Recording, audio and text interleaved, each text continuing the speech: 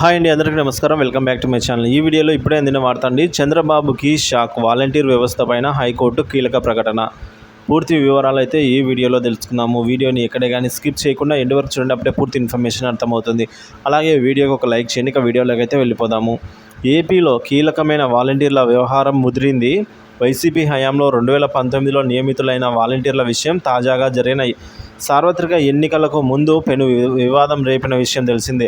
వీరంతా వైసీపీకి అనుబంధంగా పనిచేస్తున్నారని, ఎన్నికలను ప్రభావితం చేస్తున్నారని పేర్కొంటూ సిటిజన్స్ ఫర్ డెమోక్రసీ అనే స్వచ్ఛంద సంస్థ కేంద్ర ఎన్నికల సంఘానికి ఫిర్యాదులు చేసింది. దీంతో ఎన్నికల వేళ వాలంటీర్ వ్యవస్థను పక్కన పెట్టారు. ఈ సమయంలో ప్రధాన ప్రతిపక్షంగా ఉన్న టీడీపీ నేతలోని కూటమి తాము అధికారంలోకి వస్తే వాలంటీర్లను కొనసాగిస్తామని హామీ ఇచ్చి ఉంది.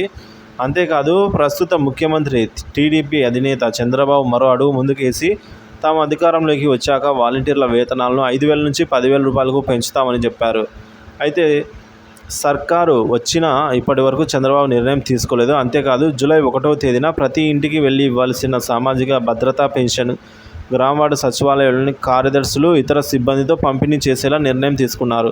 సో దీనివల్ల వాలంటీర్ వ్యవస్థను ఏం చేస్తారనేది రాష్ట్రీయాంశంగా జోరుగా చర్చ సాగుతోంది. ఇలాంటి కీలక సమయంలో మరో వివాదం తెరమీదకి వచ్చింది. అసలు వాలంటీర్ వ్యవస్థను రద్దు చేయాలని కోరుతూ ఏపీ హైకోర్టులో తాజాగా పిటిషన్ దాఖలైంది.